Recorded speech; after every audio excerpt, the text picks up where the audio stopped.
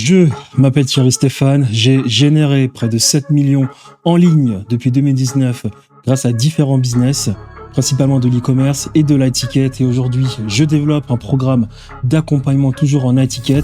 Et la vidéo que tu regardes est une vidéo où j'aimerais te parler d'Instagram. Comment générer plus d'argent en high-ticket grâce à Instagram.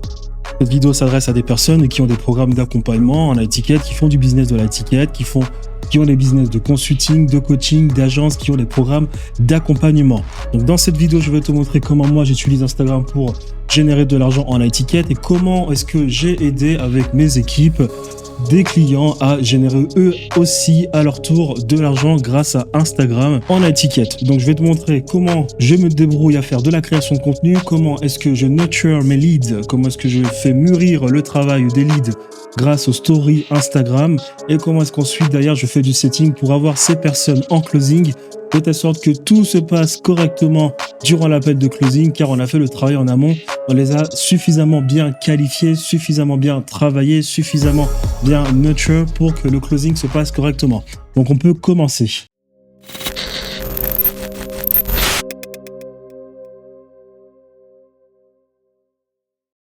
Alors je sais que la légitimité est quelque chose d'important.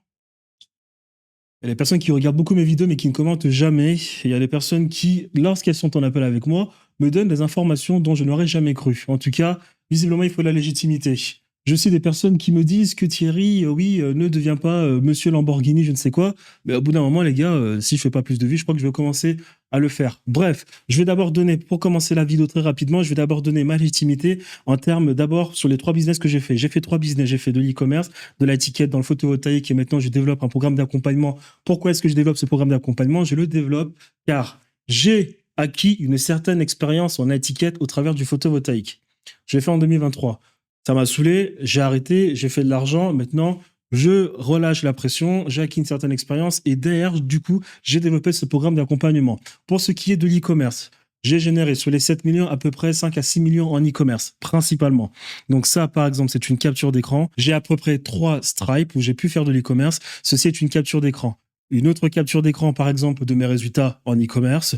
Ça, c'est des captures d'écran, c'est des boutiques d'e-commerce, voilà. Une autre capture d'écran, là maintenant, c'est d'un business manager Facebook où j'ai réussi à, où on va dire que je générais à peu près, non, je manipulais à peu près près de 3 millions d'euros de budget en publicité, mais après, c'est pas grand chose, hein. Vous savez, 3 millions de budget en e-commerce, voilà, tu fais des marges qui sont à peu près négligeables, c'est pas énorme. En réalité, c'est d'ailleurs pour ça que j'ai quitté l'e-commerce, parce que ça me saoulait, j'ai travaillé beaucoup pour les très peu de marge, 20% de marge, pendant que je voyais des personnes, elles, se faire plein d'argent en organique au travers de YouTube. Je sais pertinemment que je suis arrivé un peu trop tard pour ce qui est de la création de contenu YouTube, mais bon, c'est toujours mieux, je fais toujours plus de marge grâce au business high-ticket.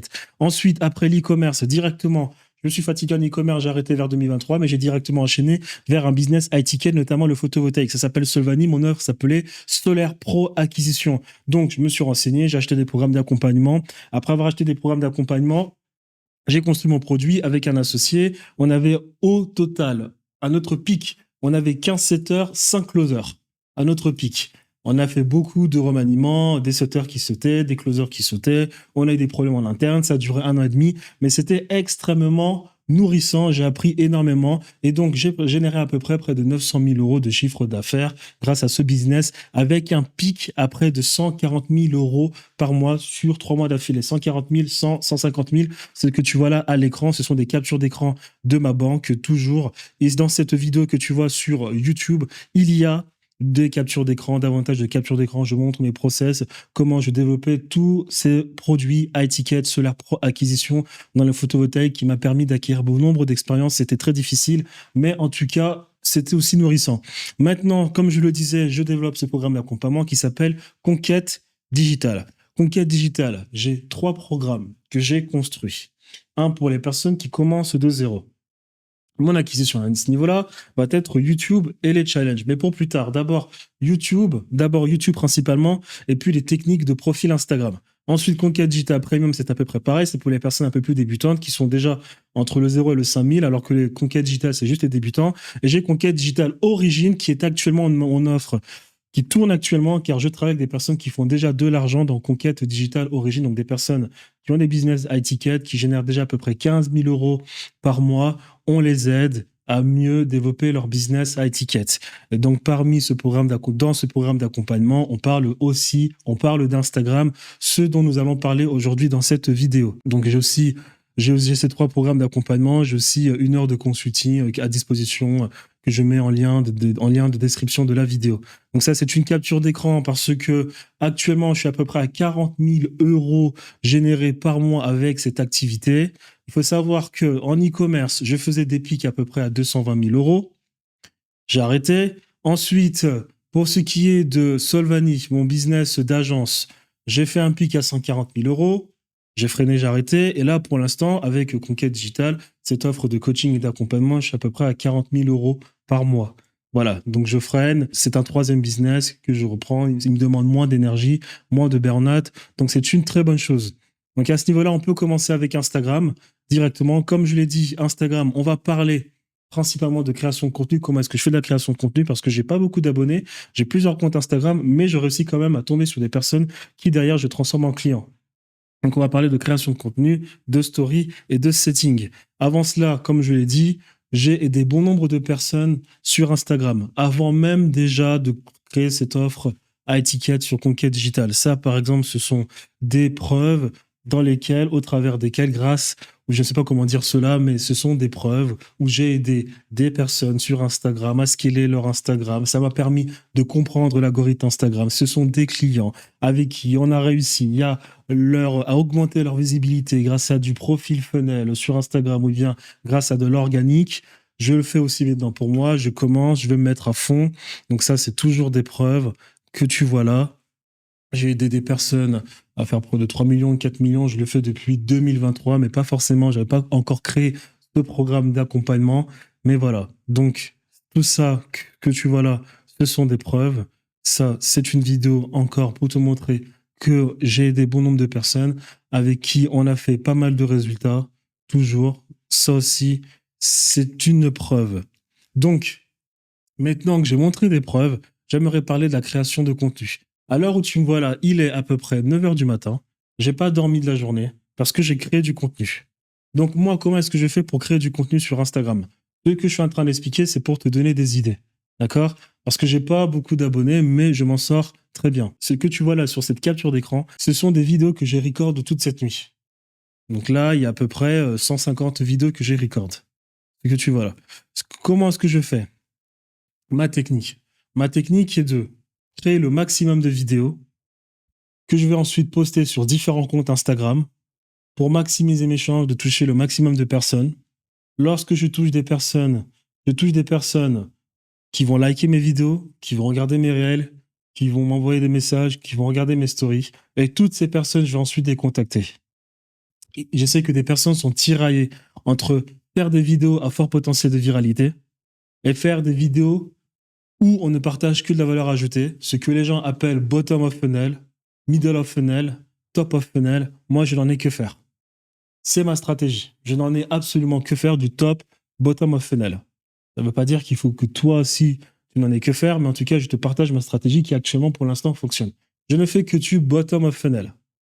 Il peut m'arriver des fois de faire des vidéos top of funnel, parce que voilà, il faut un peu humaniser son Instagram. Il m'arrive de faire des vidéos réactions, des vidéos où je ne parle pas forcément des business, où je vais faire de la réaction parce que j'ai vu quelque chose qui m'a choqué ou bien quelque chose que je trouve drôle. Mais je fais principalement du bottom of funnel.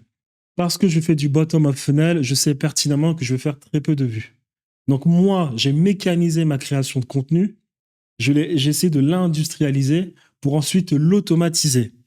Ce que je fais, c'est que je vais prendre, comme tu le vois là, différents sujets de vidéo. Ce que tu vois là, c'est un sheet où ici, tu vois 1, 2, 3, 4, 5. Ce sont différents sujets de vidéo que je trouve. Je n'utilise jamais l'IA pour trouver mes sujets de vidéo parce que moi, j'ai besoin d'un minimum d'authenticité. Je ne sais pas travailler comme un robot, c'est-à-dire que je vais fouiller ce que font les autres, observer ce qu'ils font, prendre leur hook, etc. Je ne sais pas faire ça. Si je fais ça, je fais encore un autre burn-out. Moi, j'en ai déjà fait 6 depuis l'e-commerce, ça m'a saoulé. Moi, qu'est-ce que je fais? C'est que je consomme du contenu. Quand je consomme du contenu, étant donné que j'ai un esprit de contradiction très puissant, lorsque je consomme du contenu, directement, je dis, ah oui, mais là, non. Et là, après, ensuite, ça me fait un sujet de vidéo. Donc, comme tu peux le voir là, ici, il y a des sujets de vidéo qui sont très business. Là, par exemple, Facebook Ads Coaching. C'est un réel où je parle des coachs qui ont des problèmes avec Facebook Ads. Volume et qualité, c'est un autre sujet. Poster avec du volume, contacter les business physiques, les stories Instagram, des métriques en setting, des métriques importantes en business high ticket, le prix high ticket, qualité ou quantité, qu'est-ce qu'il faut faire, filtrer des leads, comment le faire, aider le client. C'est une question philosophique en business. Faire de l'argent avec Meta, comment? Ou bien, c'est une leçon que j'ai apprise avec Meta, c'est que j'ai beaucoup renié Meta, mais au final, l'ensemble de l'argent que j'ai fait, je l'ai fait principalement avec Meta, alors que moi, je voulais arrêter avec Meta, me lancer sur YouTube. Mais au final, je vais revenir quand même sur Meta parce que c'est quand même ce que je maîtrise de mieux en termes d'algorithme. Voilà, il y a plein de sujets que je choisis. Lorsque je choisis ces sujets, qu'est-ce que je fais derrière? Je choisis ces sujets, je reprends un sujet et je le recorde 15 fois. 15 fois. Donc la vidéo, je l'ai faite, le sujet je le fais, je le recorde 15 fois. C'est-à-dire que je recorde une fois, je recorde avec ma caméra, c'est fini. Je recorde une deuxième fois, une troisième fois, une quatrième fois, 15 fois. Qu'est-ce que je fais ensuite? Je fais ça vraiment de manière très mécanique. Ce que tu vois là, par exemple, c'est des vidéos que je recorde entre hier et aujourd'hui. Je vais zoomer. Hop, voilà. Donc là, tu vois, je recorde 2 fois ce sujet. Là, je recorde à peu près 5 fois ce sujet. Là, 2 fois. Là, 3 fois. Là, 4 fois. Jusqu'à ici, 15 fois. Là, 15 fois. Je recorde un sujet 15 fois. Pourquoi? Parce que moi, j'ai plusieurs comptes Instagram. Je dispatche en fait des vidéos ensuite dans mes comptes. Or, lorsque je recorde 15 fois, je fais après un fois 2. Donc ça me fait 30 vidéos. Étant donné que les gens maintenant sur Instagram non plus sont complètement bombardés de contenu, lorsqu'une personne regarde ta vidéo, 2 secondes plus tard, elle a oublié ce qui s'est passé. Donc ce que je fais moi, c'est que je recorde 15 fois, ensuite j'exporte ma vidéo depuis DaVinci Resolve, je réexporte mes vidéos depuis DaVinci Resolve. C'est comme ça qu'en un sujet de vidéo, j'ai 30 vidéos. 15 qui sont différentes parce que j'ai recorde 15 fois, mais chaque vidéo a sa copie parce que j'ai réexporté les vidéos. Ça fait 30 vidéos. Les 15 vidéos, je vais les dispatcher entre mes 5 comptes et je vais attendre après 3 semaines pour les reposter à nouveau. Parce que je sais que les personnes oublient. Et par exemple, quand je prends 10 sujets de vidéos que je recorde 15 fois, moi, je vais piquer mes vidéos au hasard, je vais choisir mes vidéos au hasard pour les poster. Et il peut arriver qu'une personne, la vidéo qu'elle a vue sur un sujet, elle peut la revoir 3 jours plus tard, ou bien 4 fois plus tard, ou bien, 3 jours plus tard, ou bien 5 jours plus tard, ou bien 4 jours plus tard. Exactement comme quand vous êtes sur Instagram et que vous êtes bombardé de publicités. L'algorithme, lorsque quelqu'un paye une publicité, il vous arrive de voir une publicité près de 5 fois dans la journée. C'est exactement ce que j'essaie de reproduire en organique. Donc, je n'ai absolument aucune peur de bombarder au niveau organique, c'est-à-dire je prends une vidéo, je la fais autant de fois que possible, je la mets dans mon compte autant de fois que possible. Je n'ai absolument nullement peur de cela parce que les gens qui font le plus d'argent sur Instagram, ce sont les gens qui font des ads. Et lorsque les gens mettent de l'argent dans les publicités, vous les voyez bon nombre de fois. Il faut marteler les gens avec votre contenu. Il ne suffit pas de faire un contenu et puis ensuite le refaire dans 10 ans. Non. Le contenu, tu le remartèles chaque semaine, tous les 2 jours, tous les 3 jours, autant de fois que possible parce qu'aujourd'hui, les gens sont bombardés de contenu. J'ai fait différents tests. J'ai posté 1 fois par jour, j'ai pas eu beaucoup de résultats. J'ai posté 2 fois par jour, j'ai pas eu beaucoup de résultats. J'ai posté 3 fois par jour, j'ai pas eu beaucoup de résultats. J'ai commencé à avoir beaucoup de résultats lorsque j'ai posté près de 7 fois par jour. Par contre, sachant que moi, j'ai quelques comptes, là, j'ai un compte ici, 1, 2, 3, 4, 5, là c'est 5 comptes business. Après j'ai d'autres comptes, c'est des comptes entertainment où là je donne plus mon avis. Pour l'instant j'ai pas vraiment le temps de les développer, je suis à fond au niveau business. Mais là le compte que tu vois là, ça les 5 comptes c'est des comptes business et actuellement je poste près de 13 fois par jour par compte. Sachant que comme je te l'ai dit, une vidéo je la refais 15 fois, j'attends 3 semaines pour ensuite reposter les copies de ces vidéos, de chacune de ces 15 vidéos pour marteler les gens un maximum. Moi, d'ailleurs, ensuite, j'attends pas ce que les gens s'abonnent. Mon but à moi n'est pas que les gens s'abonnent. Là, j'ai 1000 abonnés. Ici, j'ai 3000 abonnés. Là, j'ai 26 abonnés. Là, j'ai 800 abonnés. Et là, j'ai 2000 abonnés. Donc, les gens s'abonnent quand même. Mais mon but à moi n'est pas que les gens s'abonnent. Mon but à moi, c'est que les gens like, commandent, regardent. Ensuite, je vais les traquer en setting. Donc, c'est ce que je fais. Donc, si je reviens ici, j'ai remarqué que moi, j'avais des résultats lorsque j'ai posté 13 fois par jour. Ça ne veut pas dire que tu dois poster 13 fois par jour. Mais moi, je suis obligé de le faire parce que j'ai peu d'abonnés. 3000 abonnés, c'est pas beaucoup. 2000 abonnés, c'est pas beaucoup. 1000 abonnés, c'est pas beaucoup. Entre mes 5 comptes. Si par exemple, toi, tu as 20 000 abonnés et que poster 1 fois par jour te suffit pour atteindre tes résultats, Très bien. Moi, j'ai trouvé mon équilibre à 13 fois par jour. Mais là, si tu vois que j'ai posté, que j'ai créé autant de contenu, c'est parce que je compte poster près de 30 à 50 fois par jour par compte. Donc là, j'ai un objectif de record de 1200 vidéos. J'en ai recordé à peu près maintenant 120 juste aujourd'hui. Avec le temps, je vais finir de record mes 1200 vidéos. Je vais les multiplier par 2. Ça va faire 2400 vidéos que je vais poster ensuite sur mes 5 différents comptes. Donc ça, c'est ce que je fais pour ce qui est de ma création de contenu Instagram. Le mindset que j'ai. Ça peut te donner des idées. Comment est-ce que je m'organise à ce niveau-là? Comment est-ce que, une fois que j'ai record mes vidéos, je vais ensuite les traiter pour les poster? Parce que tu te doutes bien que je ne poste pas manuellement. Je poste en automatique. J'ai des automatisations pour le faire et je n'ai actuellement pas de monteur qui m'aide et qui s'occupe de découper mon contenu. J'ai juste 2 personnes qui, elles, vont vérifier mes automatisations pour voir si les vidéos étaient postées. Je n'ai absolument pas le temps de travailler avec des monteurs. Ils sont tous lents, ils me facturent 30 € le montage, je n'ai pas le temps. Parce que j'utilise plutôt, à ce niveau-là, Riverside. Donc Riverside s'écrit riverside.com. Donc, Riverside, c'est une IA exceptionnelle où je mets mes vidéos YouTube, je mets mes vidéos Instagram. Riverside fait le travail, il me découpe la vidéo, il me met des b-rolls, il me met des sous-titres, il coupe les blancs, etc. Donc là, ce que tu vois là, par exemple, c'est des clients parce que comment dire cela? Je recorde avec Riverside. Riverside, c'est mon équivalent aussi de mes appels Zoom, de Zoom. C'est-à-dire, lorsque j'ai un appel avec un client, je le fais avec Riverside parce que Riverside, je peux faire mon appel en 4K, contrairement à Zoom. Et des fois, je reprends mes appels ensuite. Alors, déjà, mes appels sont mis à disposition pour mes clients. Donc, c'est-à-dire, l'appel a été fait, je prends le lien, je lui envoie s'il veut revoir l'appel. On a tout un tracker, management tracker, où les appels sont découpés en fonction des points importants, parce que déjà, l'IA de Riverside le fait. Et ensuite, moi, derrière, je cut pour lui remettre son appel. Riverside, c'est exceptionnel. Riverside me permet de découper mes vidéos YouTube, me permet de découper mes vidéos Instagram, me permet de nettoyer mes vidéos Instagram. Donc là, par exemple, ça, c'est mes clients, c'est des appels avec des clients. Ce que tu vois là, c'est des vidéos YouTube. Justement, c'est des vidéos YouTube qui vont ensuite être découpées par Riverside pour que je poste des shorts. Parce que ma stratégie de short sur TikTok et Instagram, je fais des contenus shorts de moi-même, je recorde à la caméra, mais je fais aussi des vidéos YouTube qui, elles, derrière, vont être découpées avec Riverside. Je ne me sers pas de monteur, je n'ai pas le temps. Je vais très vite dans l'exécution. Donc, par exemple, ce qui va se passer là, ce que tu vois là, analyse ID account leads, ça va être des vidéos que je vais recorder avec ma caméra sur Riverside et que je vais envoyer à des leads que j'ai contactés, celles des personnes qui ont regardé mes stories, qui ont regardé, qui ont liké mon contenu. Qu'est-ce que je fais? Je les contacte, je leur dis écoute, j'ai analysé ton profil, je peux t'envoyer une vidéo rapidement pour analyser ton business. La personne dit oui, je la recorde avec Riverside, la vidéo est dans Riverside, je lui envoie le lien, basta. Mais là ici, tu vois Short Lab. Là, c'est vite parce que j'ai tout supprimé. Qu'est-ce qui se passe? Short Lab, en fait, c'est un fichier. Je vais juste upload la vidéo aussi. J'écris upload. Les vidéos qui sont dans ma carte que j'ai dans ma carte SSD depuis ma caméra, je les mets ici, je les donne à Riverside. Riverside après en automatique fait le travail. Donc là par exemple, c'est un exemple. Ici c'est une vidéo YouTube que j'ai mis à Riverside. Est-ce que tu vois là, c'est Riverside qui a découpé la vidéo. En 10 minutes, il m'a fait combien de vidéos? Il m'a fait en 10 minutes 1, 2, 3, 4, 5, 6, 7, 8, 9, 10, 11, 12, 13, 14, 15, 16, 17, 18, 19, 20, 21, 22, 23, 24, 25, 26, 27, 28, 29, 30, 31, 32, 33, 34. 34 vidéos. Une vidéo de 20 minutes. Il m'a fait 34 shorts, sachant qu'il y a certains shorts que je réduplique parce que, encore une fois de plus, je martèle mon message sur mes réseaux sociaux. Donc, Riverside, il me fait ça en automatique.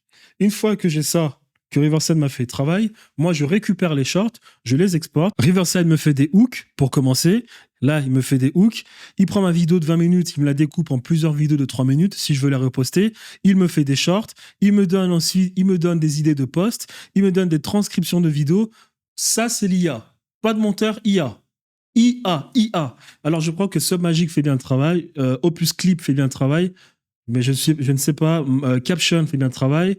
Moi, j'avais déjà testé ces IA l'année dernière, j'étais pas très bluffé par leur IA. Peut-être qu'avec le temps, ces IA ont fait des progrès, donc il faut peut-être checker Opus Clip, Caption, Submagic, mais moi, en tout cas, je suis à l'aise avec Riverside, je suis assez satisfait de ce que me fait Riverside.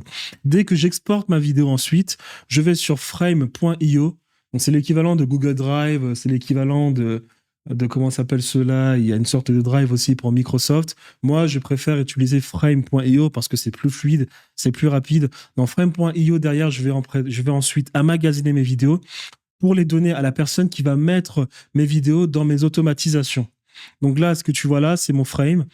J'ai un fichier pour mes ads.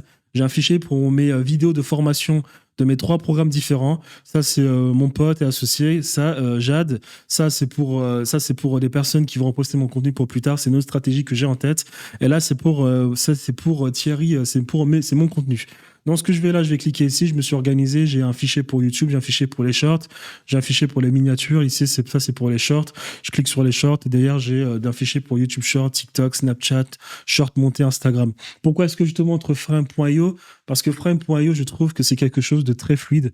C'est quelque chose de très bien fait. Contrairement à Google Drive qui prend beaucoup de temps. Et en plus, quand tu veux télécharger une vidéo avec Google Drive, souvent, c'est pas fiable, souvent ça prend du temps parce qu'il passe par le Google Chrome, du coup.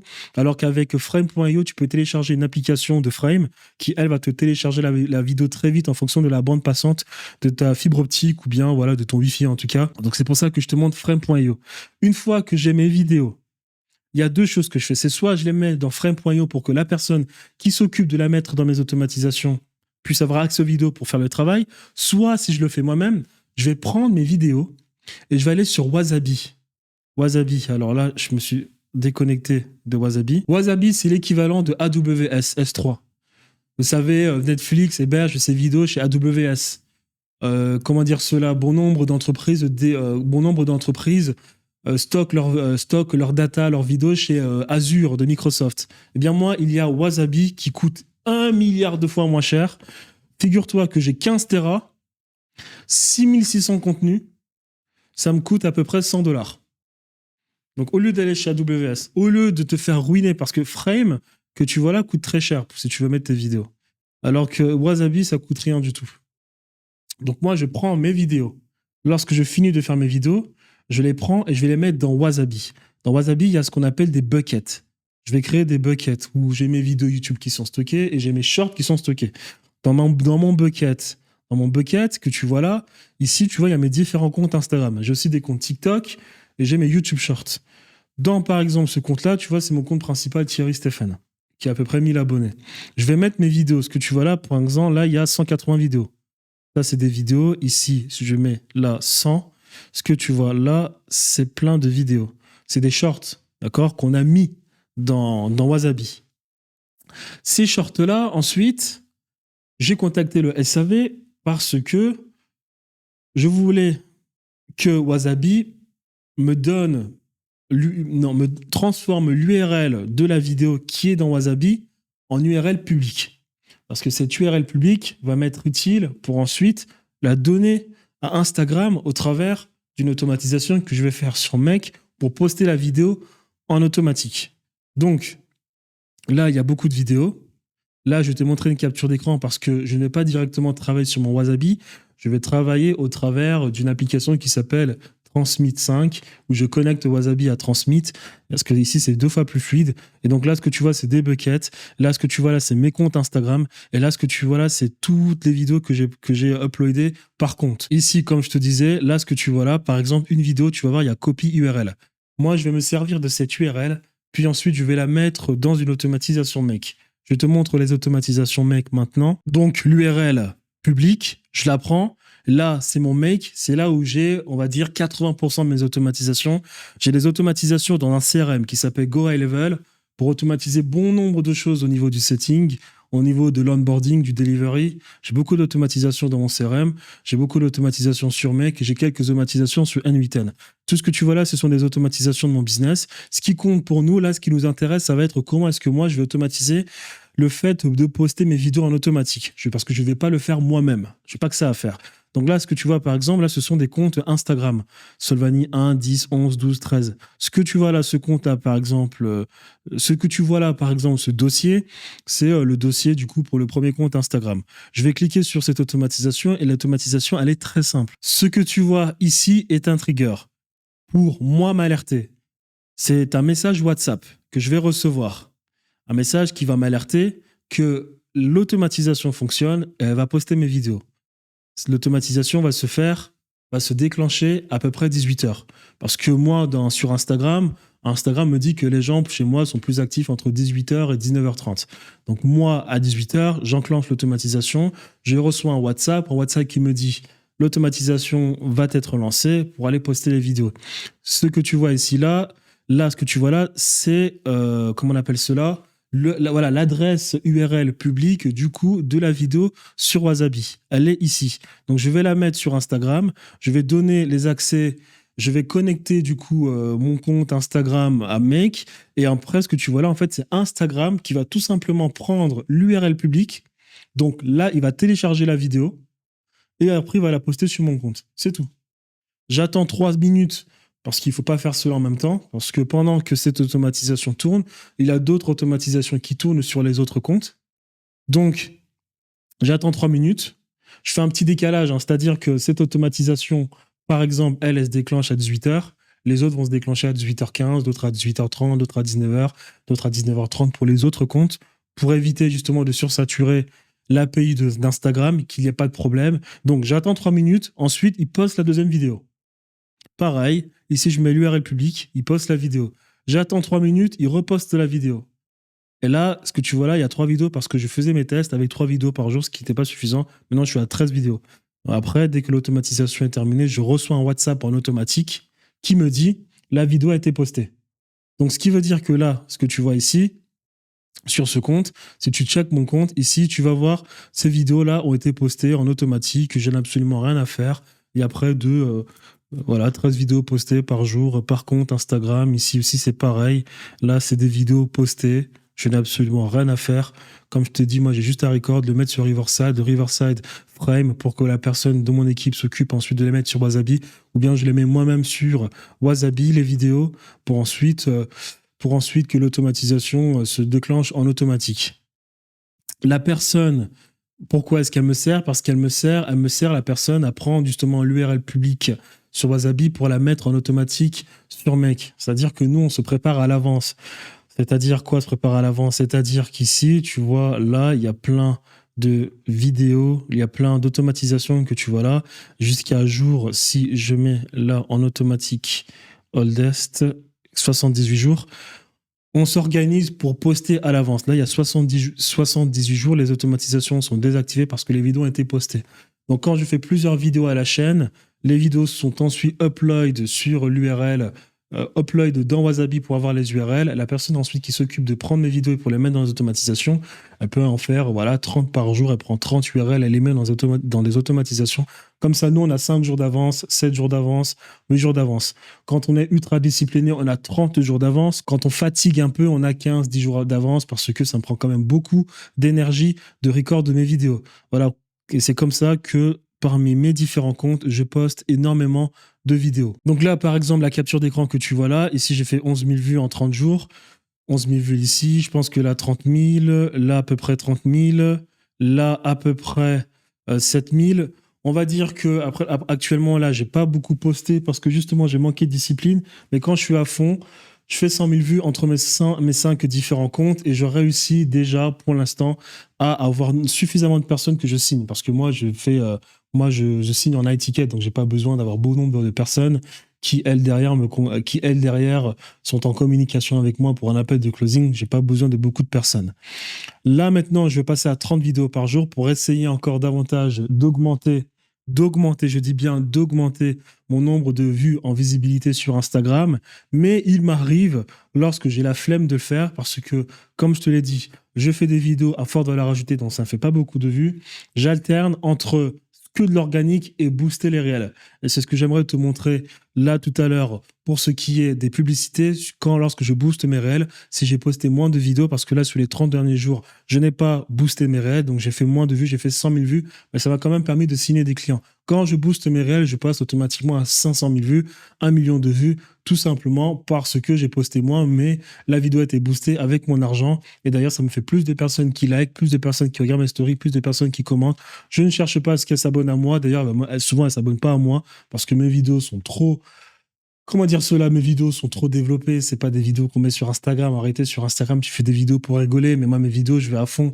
Donc, je fais à fond justement pour faire un tri. Parce que moi, d'ailleurs, ensuite, j'ai le budget pour booster mes réels, comme j'ai aussi l'énergie pour poster beaucoup de vidéos. Donc, moi, encore une fois, ce que je regarde, c'est qui a liké, qui a commenté, qui a fait ceci. Étant donné que je t'ai parlé de booster les réels, de faire des publicités, je vais te partager très brièvement toute la stratégie, le mindset à avoir en ads.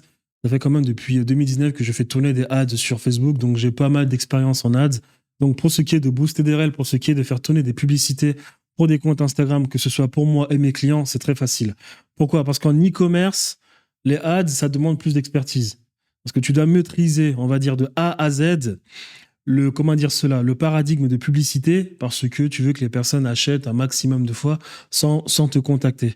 Alors que pour ce qui est de la génération de leads, pour ce qui est de l'iTicket, le but en fait pour toi, c'est de générer le maximum d'attention et que les gens ensuite aillent s'abonner ou bien checker ton compte pour qu'ensuite toi derrière tu fasses du setting. Donc tu n'as pas forcément besoin d'avoir les meilleures publicités du monde. Tu as juste besoin de faire des publicités où tu vas dépenser du budget pour générer le maximum de vues pour ensuite toi derrière mettre en œuvre tes techniques de setting pour parler à des personnes, essayer de les transformer en clients au travers d'un appel de closing. Donc c'est totalement différent. Les publicités pour tout ce qui est high-ticket, pour moi, c'est extrêmement facile. Ça n'a rien à voir, tu n'as pas besoin d'autant de publicité, c'est extrêmement facile. Donc, ce que je vais faire, moi, tu as deux options pour ce qui est des publicités, je t'explique la stratégie. Le but, c'est de booster ces réels sur la plateforme. Donc, comme je t'ai dit, des fois, je fais que de l'organique, des fois, je booste mes réels. Là, sur les 30 derniers jours, je n'ai fait que poster des réels.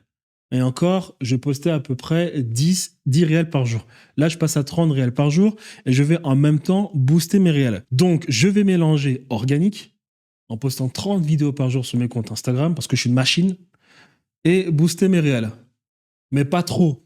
Parce que déjà qu'à ce niveau-là, j'ai fait 40 000 au mois dernier. J'ai pas non plus envie de faire trop d'argent là d'un coup. Je vais attirer trop de personnes. Ou bien, en tout cas, le secteur aura trop de travail. Donc, c'est doucement. Donc, ce que je fais, tu as deux techniques. C'est soit tu vas directement sur ton business manager pour créer une campagne publicitaire, soit tu boostes tes réels dans le Meta Business Suite que tu vois là. Moi, je te montre les deux techniques. Après, tu fais ce que tu veux. Parce que d'ailleurs, moi, j'ai testé les deux techniques. En réalité, les résultats sont à peu près similaires. Mais je préfère quand même le business manager où je vais créer directement une campagne parce que c'est plus facile à scaler lorsque j'ai envie d'augmenter le budget. Donc, par exemple, là, ce que tu vois là, ici, j'ai plein de comptes Instagram. Comme je t'ai dit, j'en ai à peu près 15. C'est très simple à faire. Là, c'est mon compte Instagram. Il y a mon WhatsApp, mon Instagram et mon Facebook qui sont connectés. On va aller ici dans contenu, tout simplement. Et dans contenu, ici, tu as tes réels, tout simplement. Et les réels, tu vas juste cliquer sur le bouton booster. C'est la seule chose à faire. Dès que tu cliques sur le bouton booster, tu vas avoir une page comme ça. Donc, dans cette page, tu vas avoir le profil Instagram. C'est tout ce qu'il faut faire. Tu veux que la personne regarde ton profil Instagram parce que sur Instagram, il y a 3 étapes en fait. Il y a attirer de l'attention, travailler cette personne, la nurture, comme on dit chez les Américains, et ensuite lui parler en setting. Notre objectif avec Instagram, avec les publicités, c'est d'attirer les personnes sur le profil. Qu'elles s'abonnent pas, on n'en a que faire. Si elles s'abonnent, tant mieux, on les contacte. Si elles s'abonnent pas, mais qu'elles ont mis un like, on va quand même les contacter. Et en plus de cela, Instagram te dit souvent qu'ils regardent ton profil après avoir vu tes publicités. Donc, on les contacte quand même. Très bien. Donc, avec Instagram, le but, c'est d'attirer le maximum de personnes. Et ensuite, ces personnes, on les contacte pas normalement. L'idéal, il faut savoir une chose, c'est qu'en étiquette, une personne est prête à acheter ton programme d'accompagnement à étiquette si elle a déjà passé du temps avec toi. Elle passe du temps avec toi si elle a vu tes stories Instagram. C'est l'arme majeure sur Instagram. C'est la puissance d'Instagram avec ensuite les DM. C'est très bien développé chez Instagram à ce niveau-là. Et aussi, regarder tes vidéos YouTube. C'est très important. Donc, tu attires le maximum de personnes avec tes vidéos Instagram, avec tes réels si tu postes en organique. Si tu boostes tes réels, tu les boostes pour que les personnes aillent voir ton profil. Lorsqu'elles voient ton profil, il faut que toi, derrière, tu postes des stories Instagram tous les jours. Je vais te montrer ça juste après. Je te montre d'abord comment j'analyse tout ce qui est publicité. Je vais te montrer après ma stratégie de story Instagram. Mais pour ce qui est de tirer les personnes sur ton profil, il faut qu'elles voient tes stories Instagram tous les jours. Lorsqu'elles voient tes stories Instagram, elles prennent de l'information pour ce qui est de tes compétences, pour ce qui est, oui, voilà, de tes compétences. Parce que je vais t'expliquer ça à la fin de la vidéo, mais il existe, tu es censé dans ton business à étiquette, d'avoir un système de filtrage et de qualification des leads. Lorsqu'une personne a vu ta publicité, cette personne est considérée comme un eyeballs. Et on prend les termes américains, eyeballs, une personne qui a vu ta publicité. Mais toi, ton but avec ton business à étiquette, avec ton compte Instagram, avec ta chaîne YouTube, c'est de transformer cet eyeballs en un lead. en un lead froid. Une fois que tu l'as transformé en un lead froid, il faut que tu la transformes ensuite, cette personne, en un lead tiède, puis chaud, puis qualifié, puis tu la prends en appel. Qu'est-ce qu'un lead froid? C'est une personne, c'est ton avatar client idéal que tu as réussi à contacter, qui a donc son business tourne et qui a un problème qu'il veut à tout prix résoudre. Alors, cette personne veut résoudre à tout prix ce problème. Ton potentiel client, ton avatar client. Donc, cette personne va à tout prix résoudre son problème. Elle prend connaissance de ton existence, de ta potentielle solution. Là, on est à l'étape de lead froid. Sur ton Instagram, qu'est-ce que c'est? C'est une personne, justement, qui a vu tes réels, qui a vu tes vidéos tes réels qui ont été boostés, qui a vu tes réels en organique et qui va derrière regarder ton compte pour ensuite voir tes stories. Si elle commence à voir tes stories, on commence à parler de lead froid. Parce que dans tes stories, toi, derrière, tu partages de la valeur. Tu expliques des mécanismes. Tu expliques comment on peut améliorer son business. Tu encourages les gens à aller voir tes vidéos YouTube. Tu encourages les gens à te contacter en DM. Tu partages un maximum de valeur pour que la personne, tu commences à faire le travail psychologique qu'il faut faire pour transformer cette personne de lead froid à lead qualifié. Après le lead qualifié, tu as le lead tiède. Le lead tiède, c'est une personne qui a du coup consommé ton contenu.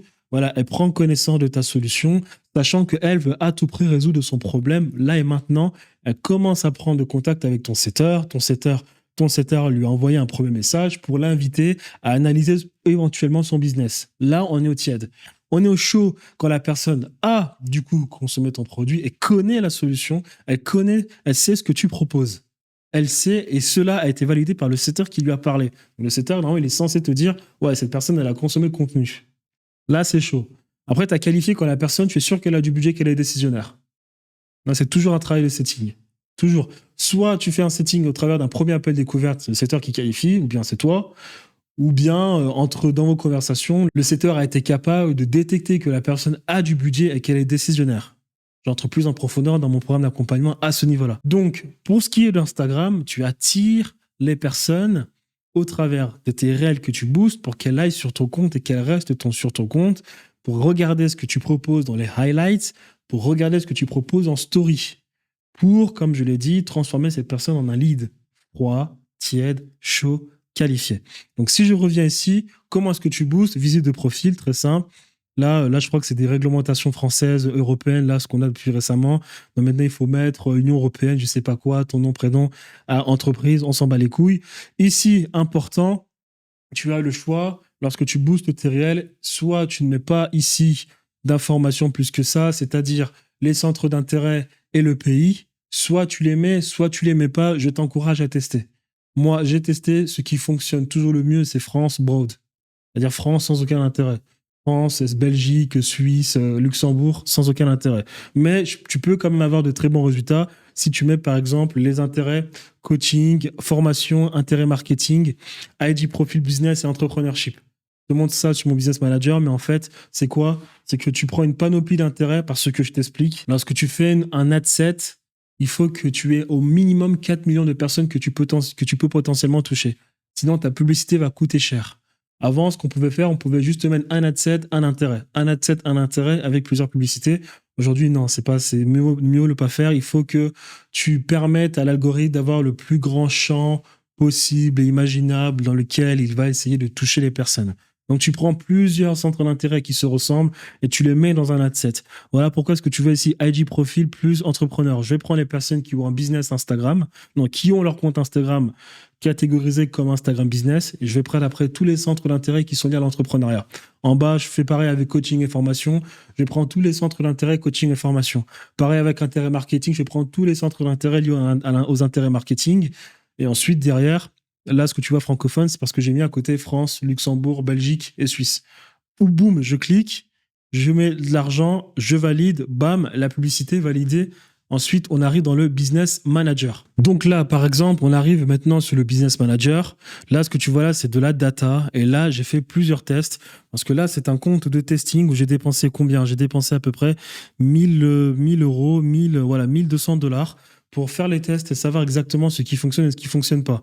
Donc là, ce que tu vois ici, par exemple, là, c'est un réel que j'ai boosté.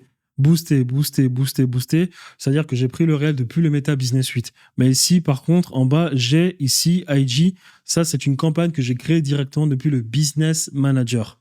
Donc, je vais te montrer les deux. Donc, je te montre les deux. Par exemple, comme je t'ai dit, lorsque tu boostes un réel, malheureusement, tu ne pourras pas le modifier ici. Si tu cliques sur modifier, tu ne peux pas le modifier. Parce que le réel a été boosté depuis le Business Manager. Or, lorsque je regarde la data pour savoir exactement ce qui fonctionne et ce qui ne fonctionne pas, dis-toi que là, le montant dépensé ici, que tu vois ici, c'est une campagne que j'ai créée depuis le Business Manager. Là, ce que tu vois là, c'est des réels que j'ai boostés directement depuis le Meta Business Suite. Quand je regarde la data que je regarde principalement, c'est les visites de profil Instagram. Parce que je t'ai encore dit, je le répète, notre but, c'est que les personnes aillent sur Instagram, regardent ce qu'on a fait, regardent ce qu'on a proposé en story, en highlight pour commencer le travail de nurturing. D'accord? Donc, je regarde principalement les visites de profil. Après les visites de profil, tu regardes le coût pour 1000 impressions. C'est-à-dire le coût de la publicité tout simplement. Là, il est de $6 en moyenne, $5, 6, 7, 7, 7, 8. Là, quand je fais une campagne directement depuis le business manager, là, je vois que le CPM est plus bas. Donc, la publicité coûte moins cher. Mais ce n'est pas non plus quelque chose de concluant parce que les publicités, lorsque je les booste depuis le Meta Business Suite, c'est à peu près pareil. Le CTR, ensuite, tu dois toujours avoir au minimum un CTR de 2%. Sinon, ça veut dire que ton réel n'est pas intéressant, ta publicité n'est pas intéressante. Et là, fais attention parce que dans mon compte Instagram, mes réels, des fois, ils font 200, 300 vues, 400 vues. C'est parce que mon compte Instagram est bridé. Parce que quand je booste, les gens regardent. Parce que là, j'ai des 3%, des fois 4%. C'est-à-dire que mon réel est pas mal, mais c'est Instagram qui me bride, soit parce que j'ai déjà dépensé de l'argent sur le compte, soit tout simplement parce que j'ai pas assez d'abonnés. Donc souvent, pas parce que tu as 1000 abonnés, que tu as 300 vues sur un réel, que ça veut dire que ton réel, c'est une catastrophe. Parce que bon nombre de personnes qui cherchent la viralité sur Instagram, en réalité, sont pas très bonnes en publicité. Donc eux sont très bons pour faire de la viralité pour ce qui est de la création de contenu, mais pour ce qui est ensuite de faire des vidéos effectives qui ramènent des leads, elles sont très mauvaises. Les meilleurs en publicité sont les gens de l'e-commerce. C'est pas les gens qui font la génération de leads, c'est pas les gens qui font de high ticket. C'est les e-commerçants les meilleurs en publicité. Moi, j'en ai fait durant 5 ans, donc je sais exactement ce que je fais. Donc, je répète, c'est pas parce que je fais 300 vues des fois sur des réels que ça veut dire que c'est une catastrophe. Parce que là, parce que si on regarde mes réels, on va me dire, ouais, Thierry, il n'y a pas de hook. Là, il n'y a pas de hook, c'est une catastrophe, nanani, nanana. Ouais, mais très bien, mais moi, quand je vais faire mes publicités pour aller chercher plus de personnes, moi, je regarde mon CTR, je vois qu'il est des fois à 4 ici, 4, 4, 4, 2, 2, 2, 5. C'est très bien sur Instagram. Donc, je parle en connaissance de cause, je sais exactement comment analyser mes métriques. Donc, au niveau du CTR, tu dois être au minimum à 2%. Si tu as 3-4%, c'est très bien. Le CTR unique, c'est pareil. Après, tu regardes le CPC. Il doit être inférieur à 0,5. Moi, j'ai des CPC à 0,2, 0,15, 0,18, 0,15, 0,26, 0,36. Toujours, hein, les meilleurs stats sont toujours sur la campagne que j'ai faite ici depuis directement le Business Manager. Mes CPC sont à 0,022 en moyenne. Donc, encore une fois, ma vidéo n'est pas virale, mais les statistiques sont bonnes. Donc, encore une fois, ma vidéo n'est pas virale, mais les statistiques sont bonnes. Tu penses vraiment que moi, je vais être complexé parce que j'ai pas fait 1 million de vues sur une vidéo? Non, mon ami. Ads. Ensuite, tu regardes répétition. La répétition, elle doit être inférieure à 2. Si elle est à 2, il faut changer de publicité, il faut changer de réel très rapidement. Interaction avec la page aussi. Ça, c'est très important parce qu'à chaque interaction, tu dois contacter la personne en setting. Là, j'ai généré à peu près 50 000 interactions. Mais là, c'est parce qu'il y a d'autres publicités. Mais ici, tu vois, il y a 400 interactions, 3000 interactions, 4700 interactions, 2000 interactions, 200 interactions. C'est très important. Après, lecture de vidéos, 100%, 95%, 75%, 50%, 25%, 3%, 3 secondes, pardon. C'est tout simplement une vidéo, le nombre de pourcentage de personnes qui ont vu la vidéo en entier ou non. Là, par exemple, sur cette vidéo, j'ai 8%, 8 personnes ont vu la vidéo en entier, mais la vidéo au total, elle fait combien de vues? Alors, c'est 8 vues pour à peu près un total de 2000 vues.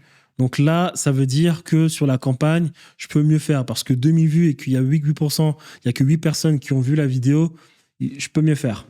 Mais bon, les gens cliquent quand même en CPC. Le CPC est plus important que les lectures de vues de vidéo. Pourquoi est-ce que je regarde ça? Parce que moi, après, ça me permet de faire des lookalikes.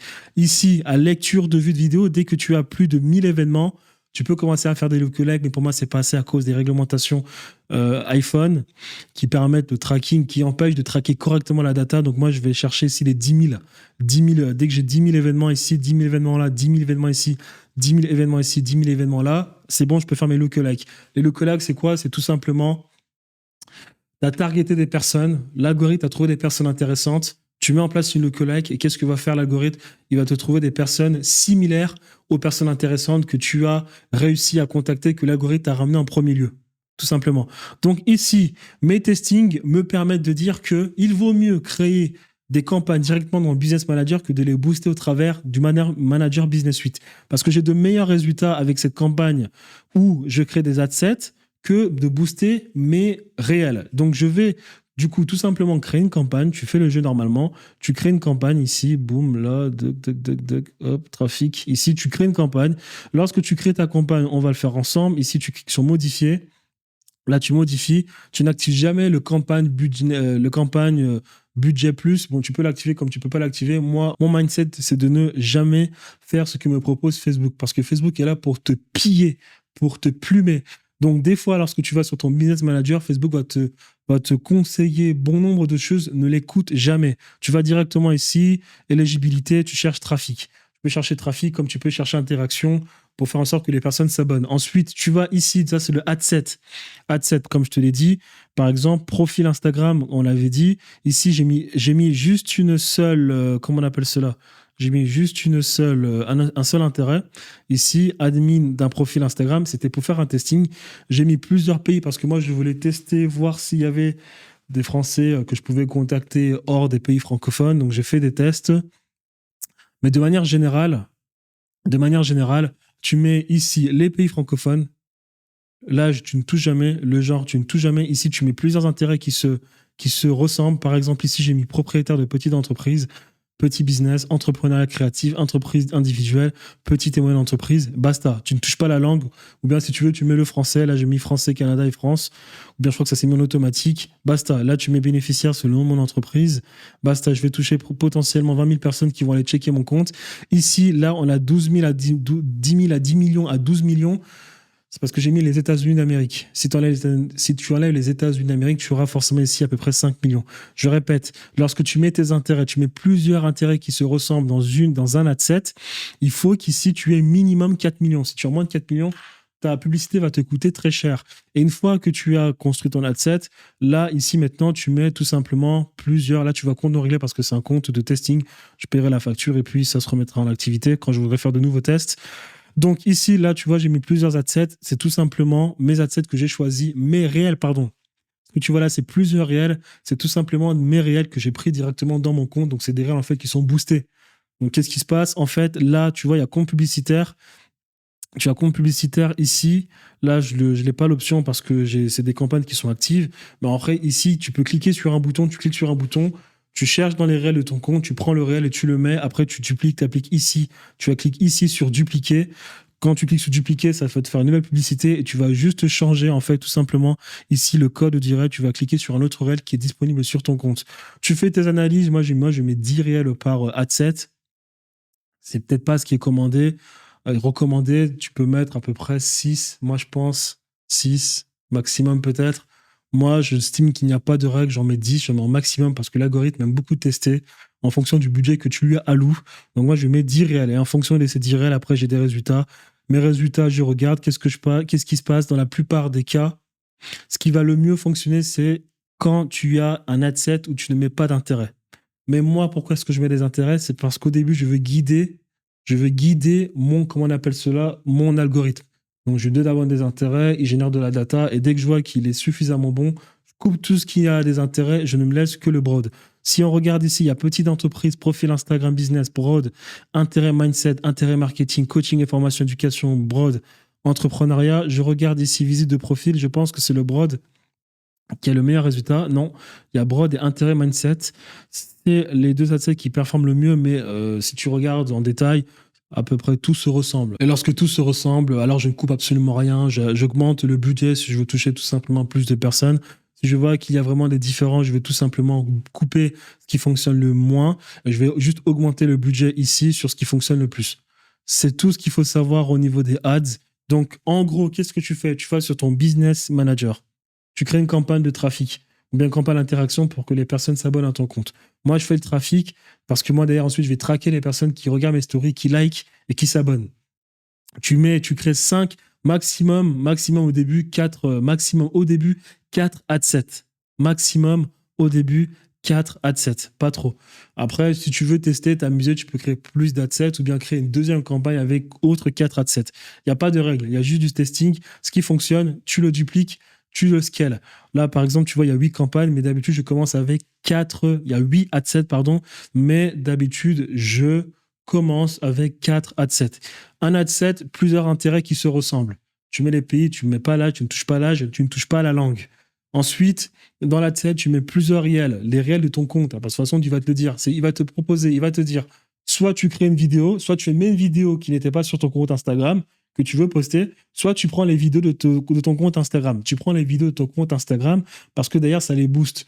Quand ça booste tes vidéos Instagram, derrière, sur ton compte, il y a 10 000 vues sur un compte, sur un réel Instagram, 10 000 vues, 20 000 vues, 30 000 vues. Et c'est comme ça que grâce aux publicités, en ayant posté moins, avec peu d'abonnés que j'ai, je me retrouve avec, sur 30 jours, avoir touché 300 000 personnes, 500 000 personnes. Donc, comme je te le répète, moi, j'alterne. Des fois, je fais de l'organique, des fois, je fais des ads. C'est pourquoi? Parce que pour l'instant, j'ai pas envie de toucher autant de personnes. J'ai pas encore tous les mécanismes mis en place pour toucher un maximum de personnes. Donc, je module. Je signe le nombre de personnes que je veux au mois. Je regarde le mois prochain, est-ce que je fais des ads? Est-ce que je fais de l'organique? Je module. Parce que faire tourner aussi des ads sans arrêt, c'est de l'argent qui part. Voilà, tout simplement, c'est tout ce que tu vas faire en ads. Voilà, donc avant de parler des stories, j'espère que tu as compris mon mindset. Moi, je suis un véritable marketeur. Donc, je regarde la data. Et ça, ce sont mes mauvaises habitudes liées à l'e-commerce. Donc, je ne suis pas dans les histoires de hook, copie, un réel, organique, qui a fait 4 millions de vues, fait pareil, m'en bats les couilles. M'en bats les couilles, frère. M'en bats les couilles. Moi, c'est CPM, CPC, click to write. Je regarde mes visites de profil, ma data. Parce que comme je te l'ai dit, je fais un réel, ouais, il fait 300 vues. Parce que j'ai 1000 abonnés sur un compte, il fait 500 vues. Parce que j'ai 3000 abonnés sur un autre compte. Mais lorsque je vais le booster en réel, je regarde, l'algorithme dit que mon réel, il fait de bonnes stats pour me ramener des clients. Et comme je te dis, moi, je fais que des réels à forte valeur ajoutée pour cette raison. Parce que ça ne va pas amener beaucoup de personnes en organique, mais lorsque je vais le booster, parce qu'il parle de choses qui peuvent être intéressantes pour une personne qui cherche des solutions, elle va liker, regarder mon profil ou bien regarder une story et moi, je lui écris. Même si elle ne s'abonne pas, c'est pas grave, je lui écris. Donc, ça, c'était tout mon mindset que je tenais à bien expliquer pour tout ce qui est de la création de contenu. Je bombarde en création de contenu. Je me suis aussi beaucoup inspiré de la technique de Andrew Tate, c'est-à-dire moi, ce que j'appelle le mass content staking. Hein, tu as un compte mère, le système matrilinéaire. Tu as un compte mère qui ne fait rien mais qui est au pouvoir. Il y a juste le compte mère a juste le lien pour te contacter. Et après, tu as plein de comptes filles qui, elles, derrière, quand je dis elles, c'est compte filles, filles, alors que non, en réalité, c'est compte filles, donc on compte non masculin, qui, eux, derrière, font le travail pour attirer le maximum de personnes. Si un compte meurt, il ne se passe rien pour la reine mère. Voilà, tout simplement. Cette technique, j'aimerais bien la mettre en place en cours d'année. Je sais qu'en France, il y a Alexis Chance qui l'a mis correctement en place il y a à peu près 2 ans. Il y a Keo qui fait de l'OFM qui a réussi à la mettre en place. Il y a Yomi Denzel qui l'avait fait pour lui et Oussama Mar. À part ça, très peu de personnes ont réussi à mettre en place ces techniques. Il y a un mec que je vois beaucoup actuellement sur Instagram qui s'appelle Marvin Diaye, mais lui, il le fait que sur son compte, donc je vois pas l'impact. Je sais qu'il touche à peu près 30 millions de personnes, donc s'il y a un impact. Mais en tout cas, il peut juste reprendre ses vidéos, la mettre sur un deuxième compte et il touche 40 millions de personnes. C'est ce que moi je fais sur mon compte. Bref, on peut maintenant passer aux stories parce que comme on l'a dit, voilà, on a tiré le maximum de personnes. Maintenant, les stories. Je répète, cette partie est très importante parce que les stories Instagram, c'est la chose la plus importante d'Instagram. C'est l'arme ultime d'Instagram. Ultime. Il n'y a pas ça chez TikTok, il n'y a pas ça chez... comment ça s'appelle, YouTube, Twitter, Instagram. Instagram, la proximité et en plus de cela, tu travailles le mindset des gens pour qu'ensuite, ces personnes viennent travailler avec toi. Donc, Instagram, moi, je t'explique. Alors ça, dans mon programme d'accompagnement, j'ai des heures en vidéo qui expliquent parfaitement comment je fais mes stories Instagram, qu'est-ce qu'il faut faire sur Instagram. C'est une œuvre d'art, ce que j'ai fait dans mon programme d'accompagnement avec mes clients. Et là, je vais le faire très rapidement parce que voilà, après on va dire que c'est trop long, je parle trop, etc. Nanani, nanana. Alors, Instagram, tu dois retenir qu'il y a 8 types de stories Instagram à produire. Si tu veux faire de l'argent, si tu veux te faire voir et tu veux faire ta vie d'influenceur, c'est différent. Si tu veux faire de l'argent, il y a 8 types de stories Instagram. Les insights, pour faire réfléchir sur le problème de la racine. Donc déjà, avant de parler des 8 types de stories Instagram, tu dois savoir ce qu'on appelle une frame. Une frame, c'est une story Instagram, c'est une histoire comme c'est dit, mais une histoire est censée comporter plusieurs frames. Donc pour moi, une frame, c'est une image et un texte comme information. Une image, un texte comme information. Une story Instagram peut avoir 15, 20 frames, 18 frames. C'est-à-dire que tu veux parler d'un problème, la personne arrive sur ton compte, elle check tes stories Instagram, elle sait que voilà, tu vas parler du problème, je sais pas moi, de qualification des leads, et tu vas parler de ce problème au travers de plusieurs frames. C'est-à-dire que la personne, elle clique, une image, un texte, une image, un texte, une image, un texte, ou bien elle clique, une vidéo, parce que toutes les minutes, tu dois refaire un nouveau réel. Tout ça constitue une histoire avec des frames. Peut-être 5 frames de 5 qui sont arrêtés 5 vidéos qui constituent l'histoire, ou bien peut-être 20 frames qui sont arrêtés 20 images avec du texte, et tu suis ce qu'on appelle un fil conducteur. Le fil conducteur, je t'explique, si tu es allé à l'école, comme tout le monde, tu as fait des cours de littérature, et on nous explique que dans les cours de dissertation de littérature, qu'il y a une frame à respecter lorsqu'on veut narrer, argumenter, et j'en passe. Et c'est ce que je fais sans arrêt lorsque je fais mon création de contenu, mais visiblement, ça ne marche pas très bien, parce que de nos jours, maintenant, il ne faut plus faire l'introduction. En tout cas, tu as forcément appris à l'école qu'il faut d'abord introduire, développer, conclure. Et dans l'introduction, tu amènes le sujet. Après, tu poses le problème, tu annonces la couleur en entrevoyant une solution. Après, tu développes dans un corps avec argument, exemple, argument, exemple, argument, exemple. Et après, tu poses la conclusion en faisant un résumé de tout ce que tu as pu développer dans ton argumentaire, ensuite renvoyer sur éventuellement un autre problème pour réouvrir la communication, la conversation. Bah, toi, la conversation, tu l'ouvres avec un commente le mot argent, et puis on en parle en DM. Donc, ce que tu fais dans tes stories, tu es censé respecter cette trame, raconter une histoire. Parce que lorsque là, tu vois, il y a Insight, tu mets que tu as fait 10 millions d'euros par mois, mais que tu n'expliques pas comment, tu n'expliques pas les conditions, la personne, elle s'en fout.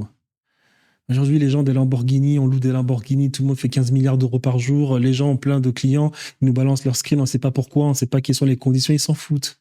Ils vont pas regarder, ils vont dire qu'est-ce qu'il me raconte celui-là. Donc d'abord, avant de parler des 8 types de stories, il faut que tu suives cette frame. Poser le problème, amener le problème, poser le problème, entrevoir une solution, argument, exemple, conclusion, qui renvoie ensuite vers une autre discussion.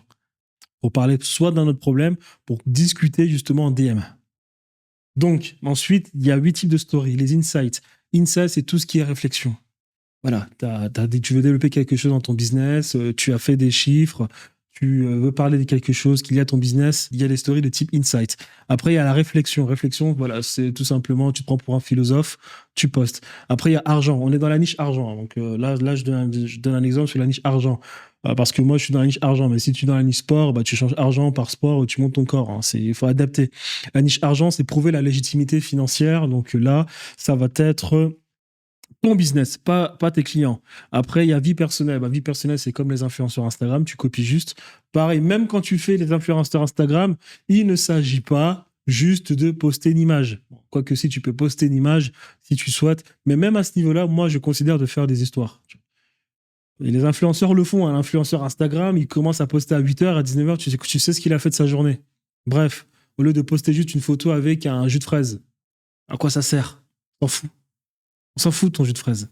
T'es pas dans un pays qui te fait bombarder pour te vanter que tu réussis à boire un jus de fraise malgré tous les bombardements que subit le pays. On s'en fout de ton jus de fraise, ça coûte 1 euro. On s'en fout. Bref, ensuite tu as close friend. Donc là, c'est pour faire une sorte de qualification avant même le setting ou bien l'appel de closing. Tu remarques qu'il y a des personnes qui, elles, regardent quotidiennement tes stories. C'est-à-dire qu'il y a plus de chances que ces personnes travaillent avec toi. Tu les mets dans une liste privée, close friend, et tu continues de travailler de story. Après, il y a les triggers, c'est les stories fortes, c'est les stories triggers, comme tu l'entends.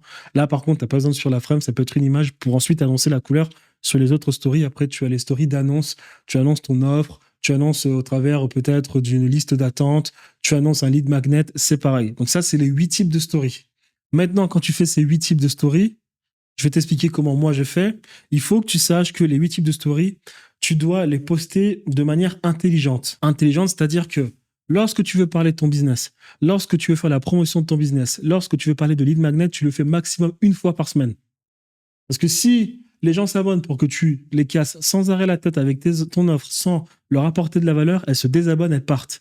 Donc, normalement, c'est au maximum une fois par semaine que tu vas parler de ton offre. Et quand je dis parler de ton offre, c'est-à-dire que tu le dis grandement et ouvertement que tu as une offre pour aider les gens, nanani, que tu vas révolutionner le business de je ne sais quel accompagnement, de je ne sais quelle merde, de je ne sais quelle industrie.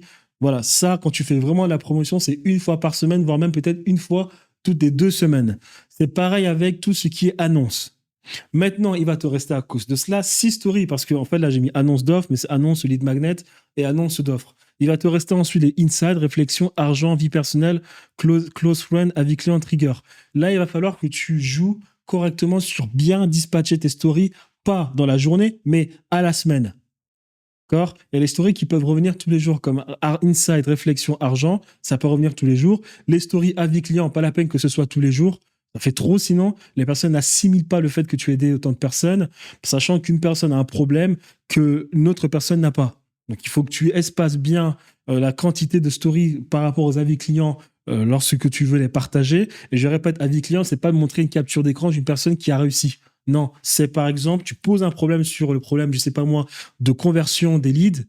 Tu poses, tu amènes, tu développes, tu dis qu'il y a beaucoup de personnes qui se trompent parce qu'elles sont pas capables d'analyser tel problème, tel problème. Toi, tu l'as fait dans ton programme d'accompagnement. Tu as compris qu'il fallait analyser tel problème, tel problème. J'ai ensuite mis cela en place avec un de mes clients qui, elle, avait justement tel problème, tel problème. On a mis cela en place. Boum, elle a eu des résultats. Tu as posé une situation, tu as situé le problème. Tu n'as pas juste posé une capture d'écran en disant que cette personne a fait 10 000 euros. Qu'est-ce qu'on en a à taper si on ne sait pas quel était le problème de la personne? Je répète, ton client potentiel A a peut-être un problème de lead magnet, je sais pas, non, un problème peut-être d'acquisition client, d'attention, pendant que ton potentiel client B, lui, a un problème de closing. Donc, si tu nous mets à longueur de journée des captures d'écran, les gens ne comprennent pas. Les gens, tu ne leur racontes pas d'histoire. Raconter une histoire te permet aussi de créer de la relation avec les personnes. Et c'est dans la relation que tu vas faire de l'argent. Avant l'appel de closing, il te faut créer le maximum de relations. Il faut que les gens aient consommé le maximum de contenu. Il faut que lorsque le setter fait son setting, la personne te dit, ouais, je l'aime bien, cette personne, parce que j'ai réussi à m'identifier avec cette personne. Je sais pas si tu as une voiture rouge, cette personne a une voiture rouge, il faut qu'elle dise carrément à ton setter que, ouais, il a une voiture rouge comme moi. Donc, dans ta stratégie ici pour poster des stories, il faut que tout soit bien dispatché.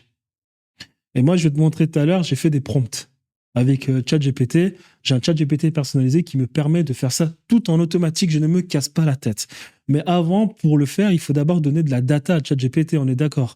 Donc, pour la data, moi, ce que j'ai fait, c'est que j'ai créé de très, très longs PDF avec énormément de data. Tout ce que je suis en train de te l'expliquer, je l'ai mis sur un texte, je l'ai mis en texte dans ce que j'appelle des gammas. Il y a une application qui s'appelle Gamma App. C'est exactement comme les PowerPoint, mais mieux développé, fait avec l'IA. Je bombarde en data. J'explique à ChatGPT qu'est-ce qu'une story de ce type, comment est-ce que je la veux, à quelle cadence il faut la mettre, etc. Tout est mis. Ce que tu vois là, par exemple, là, c'est exactement ça. C'est un gamma où j'ai mis le maximum de data. Il y a à peu près ici, près de, 67, 68, 69, 70, 71 pages où je partage énormément de data. J'ai mis des stories de personnes qui font bien le travail que j'ai trouvé sur Internet. J'ai mis mes stories, j'explique des concepts. Ça, c'est de la data. Ensuite, un autre encore ici que j'ai mis. Là, c'est des exemples de story, par exemple. Exemple de story. Tout ça, ce que tu vois là, c'est de la data que je vais donner à ChatGPT dans un GPT personnalisé. Tu peux aussi le faire avec Claude, mais Claude, c'est de la merde actuellement parce que Claude, tu lui envoies 4 messages et après, il te dit qu'il n'y a plus de token. Donc, il faut attendre 4 heures. Donc, ChatGPT, moi, ça fait au moins 1 an et demi que j'ai mis ça en place. Ça fonctionne très bien. Donc, ici, ce que tu vois là, par exemple, là, c'est mon frame. J'ai beaucoup de PDF Gamma, en fait, parce que c'est des PDF lorsque tu les télécharges. Mais en réalité, c'est des Gamma. Je travaille sur Gamma. J'ai beaucoup de PDF Gamma où je mets beaucoup de data, beaucoup d'informations. J'explique à ChatGPT qu'est-ce qu'une story, comment ça convertit, etc. Comment est-ce que ça se fait? Je mets plein d'informations sur des PDF que je vais ensuite donner à ChatGPT. Là, c'est encore un autre PDF où je mets pas mal d'informations. Tout ce que tu vois là où je scroll, c'est de l'information. Ici, c'est pareil. Encore de l'information. Tout ce que tu vois là, c'est de l'information. Tout est disponible dans mon programme d'accompagnement. Voilà, je mets de l'information et je vais ensuite le donner à ChatGPT comme tu le vois là. Ce que tu vois là, il y a 1, 2, 3, 4, 5, 6, 7, 8. Il y a 8 PDF que je donne à ChatGPT. Je lui donne des images encore. Je lui dis d'identifier les images qu'il voit dans les PDF et après, je lui donne son prompt. Je lui donne un prompt. Le prompt, je te le lis si ça peut te servir à quelque chose. Tu es chargé de créer et planifier du contenu Instagram ultra stratégique et percutant pour un compte high ticket. Tu disposes de plusieurs PDF et lead magnets, dont un document de 500 pages contenant des exemples concrets, des stratégies détaillées, des techniques de pricing, des études de cas et des enseignements sur le business high ticket. Tu as été entraîné avec des exemples précis. Tu suis une approche rigoureuse en 2 grandes missions. Mission 1, construire un calendrier de story Instagram sur 30 jours. Chaque jour est structuré autour de 3 créneaux horaires, 11h, 17h, 23h. Le contenu alterne 8 types de stories. Forte valeur ajoutée, trigger, avis client, promotion, offre principale, lead magnet, insight, back-end, réflexion, vie personnelle, lifestyle, close friend.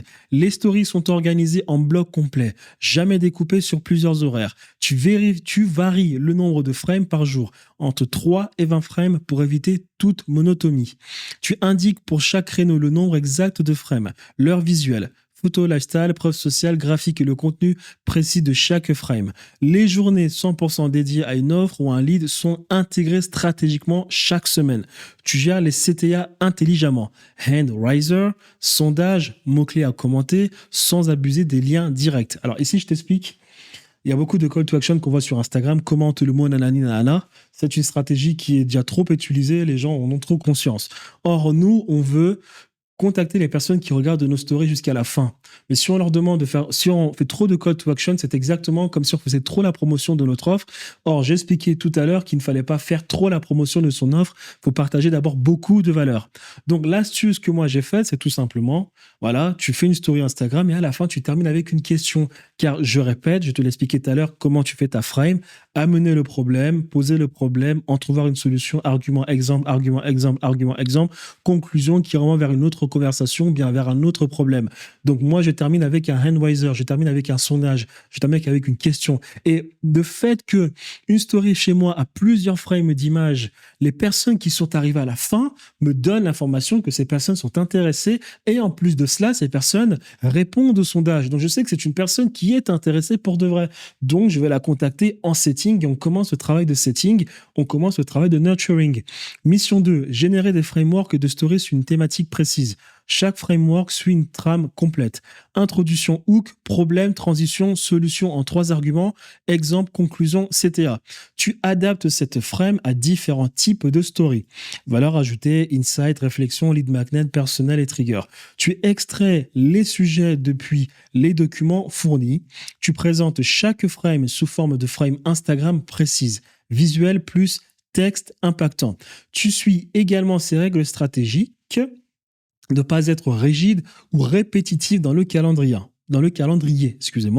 Ajouter de la spontanéité et un effet de surprise pour stimuler l'attention.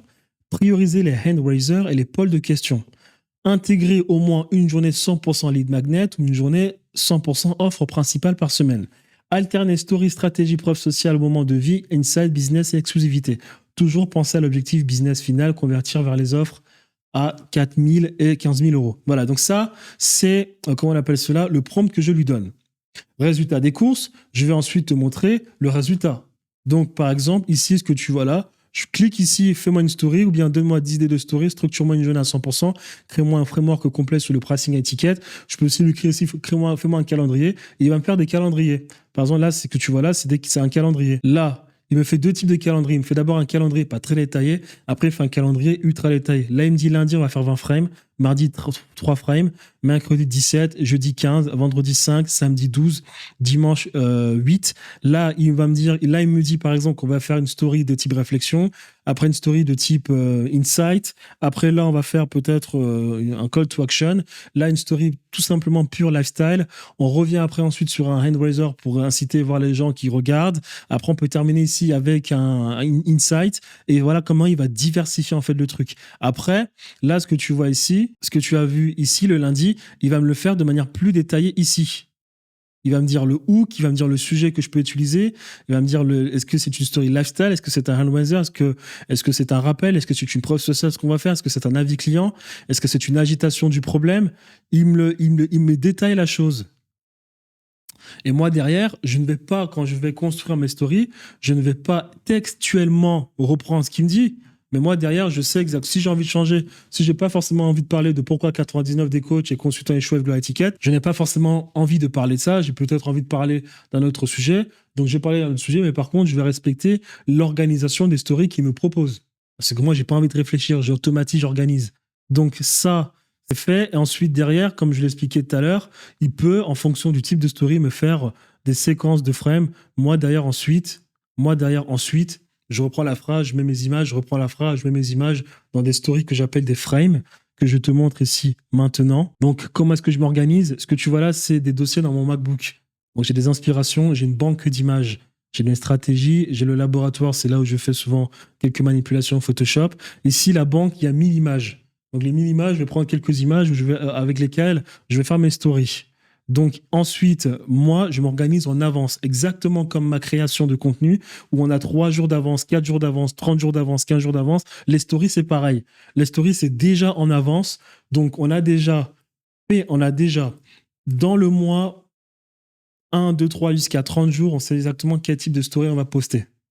Il arrive des fois que je ne poste pas, c'est tout simplement parce que je ne veux pas fatiguer l'audience ou bien parce que je suis occupé à faire autre chose. Mais intrinsèquement parlant, on a déjà tout le mécanisme pour avoir nos stories en avance. Donc, je vais créer à peu près les dossiers pour chaque mois de l'année. Et dans les mois de l'année, par exemple, ensuite, je vais mettre mes stories ici. Donc, qu'est-ce que mes stories? J'ai pris, par exemple, ici, je prends, par exemple, je sais pas moi, les erreurs fatales des entrepreneurs qui comptent trop sur le bouche-à-oreille. Je prends les phrases, je vais les mettre ensuite dans des images, je vais faire ça correctement et après, ça me fait toute une frame de story pour un jour précis. Là, admettons que ça va être pour le 15 janvier. Mes images sont là, elles sont bien plaquées avec l'idée qui va être développée.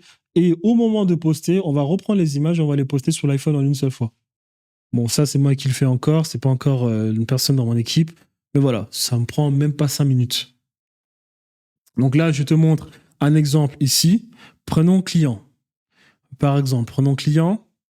Donc, je monte ma gueule.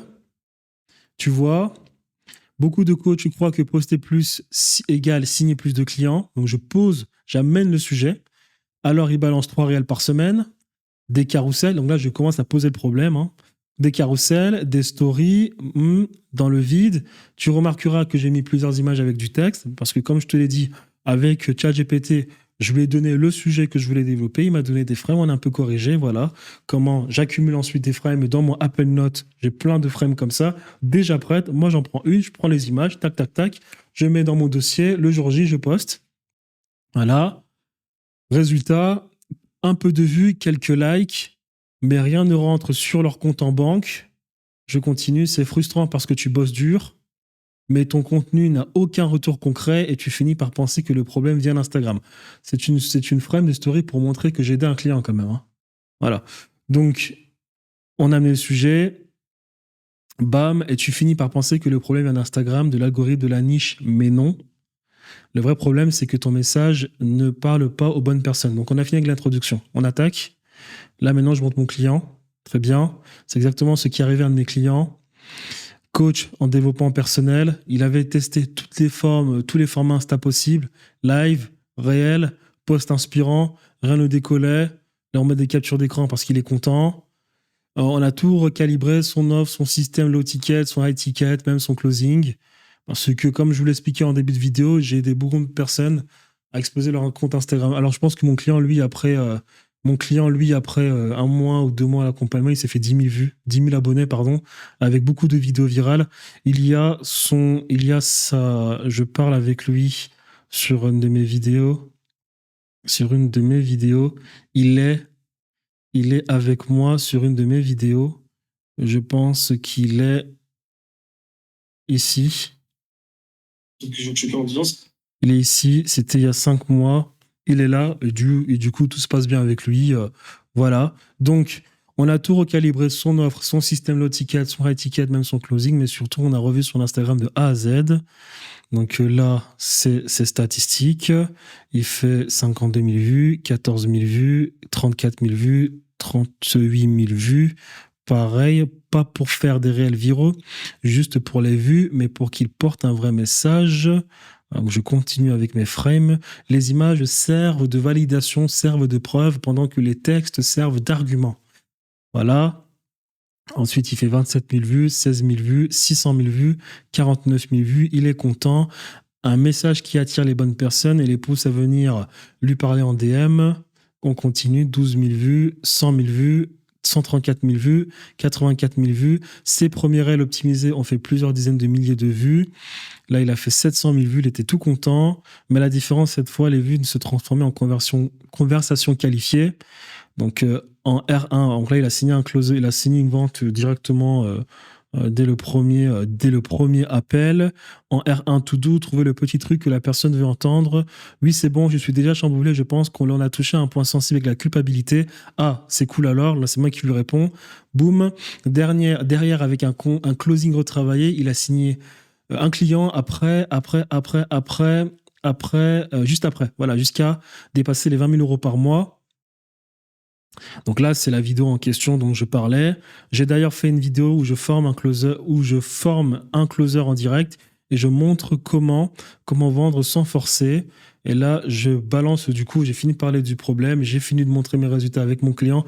J'enchaîne sur un autre truc. J'enchaîne pour vous inciter à regarder la vidéo en question. Bam, l'épisode est sur ma chaîne YouTube, lien direct en story.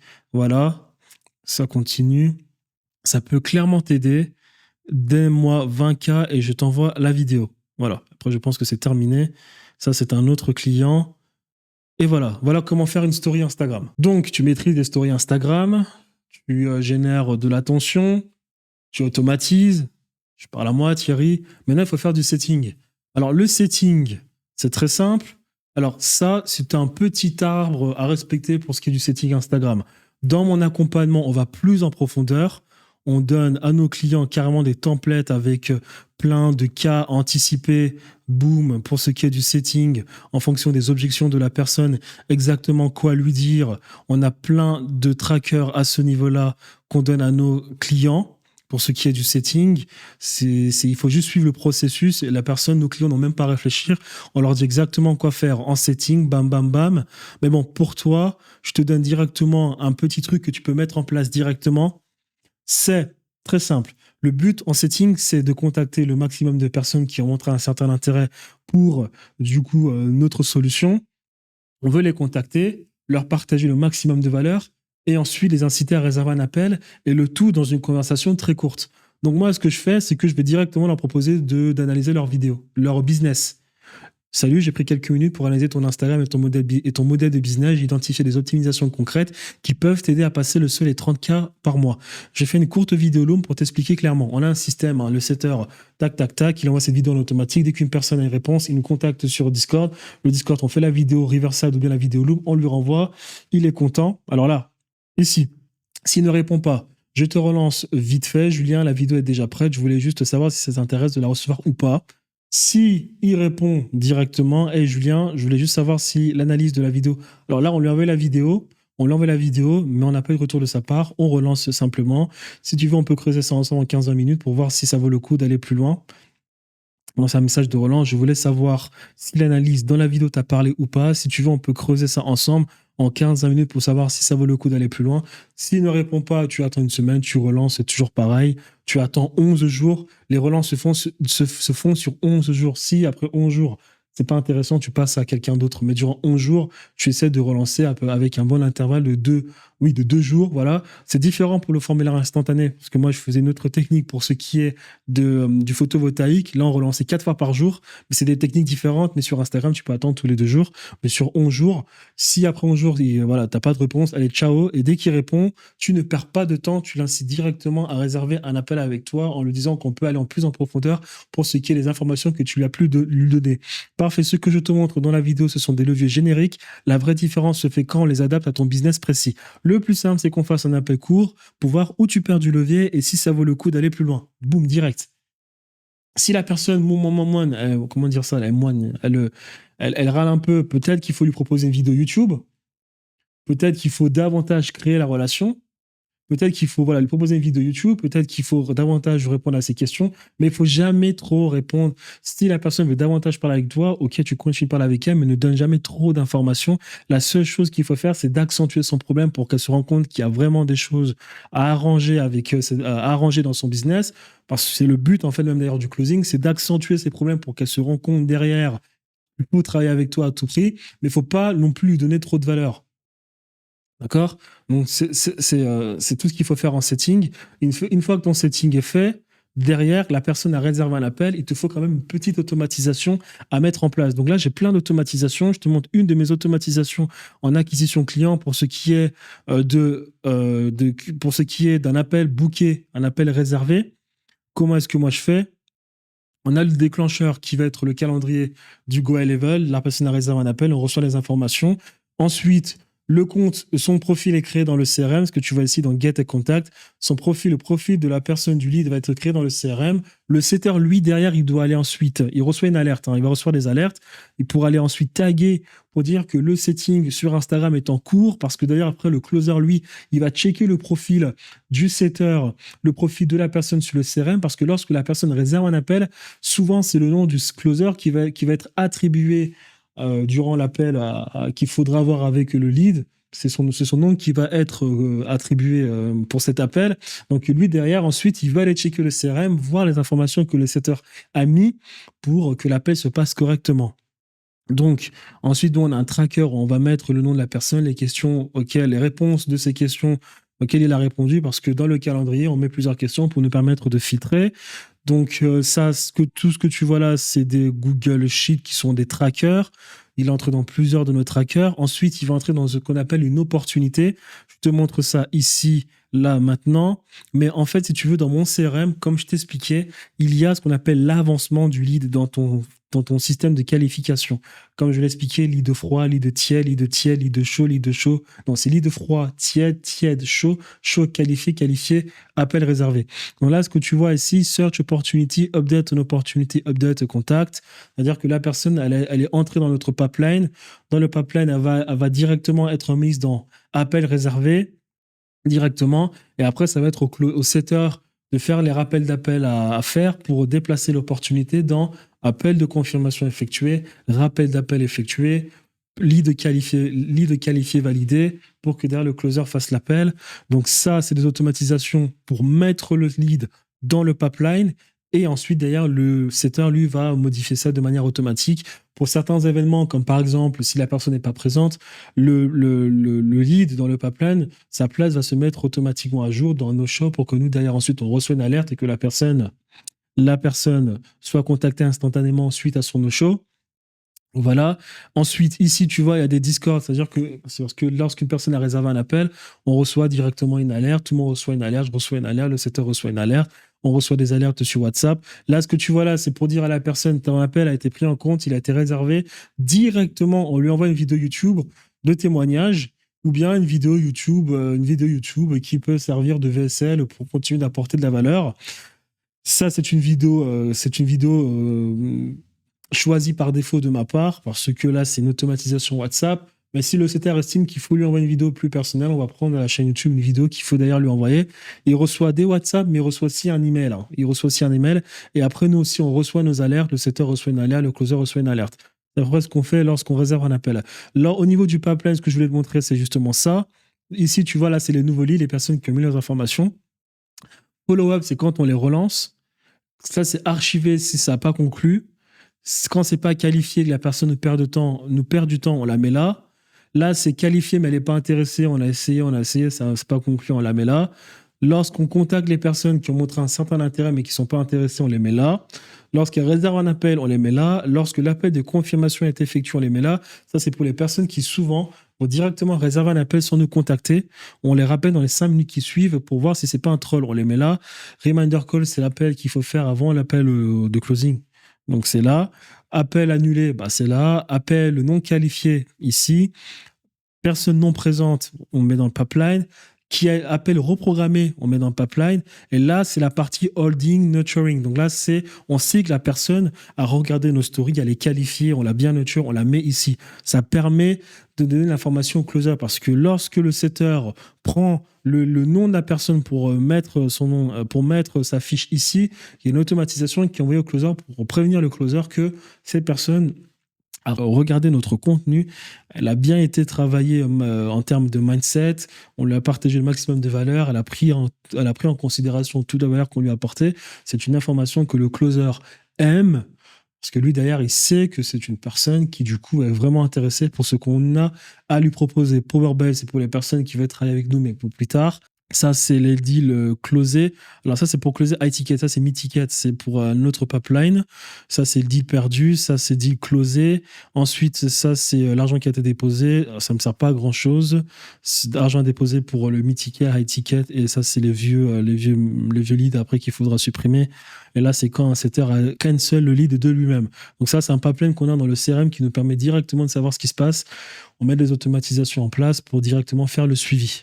Et là, je voulais justement terminer avec le parcours du client à étiquette, mais je l'ai déjà expliqué en début de vidéo. Tout ce que je t'ai expliqué au niveau d'Instagram doit respecter ce parcours du client à étiquette.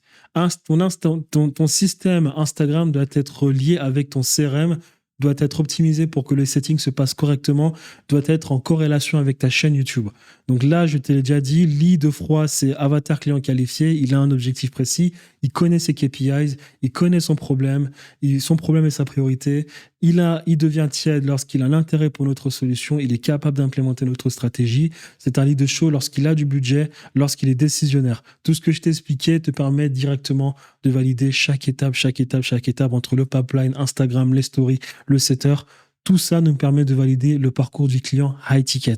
Donc, pour terminer, je voulais terminer juste en t'incitant, si la vidéo t'a intéressé, n'hésite pas à réserver un appel pour qu'on voit aussi comment est-ce qu'on peut t'aider si tu veux scaler ton business à high ticket. Encore une fois, mon programme d'accompagnement s'appelle Conquête Digitale. J'ai 3 programmes pour les débutants, les intermédiaires et les avancés. Actuellement, je ne travaille qu'avec des personnes qui font déjà à peu près 10 à 15 000 euros par mois. C'est Conquête Digitale Origine. Le site est en description de la vidéo pour voir exactement tout ce qu'on délivre dans le programme d'accompagnement. Et voilà, j'espère que cette vidéo t'a plu. On se voit à la prochaine.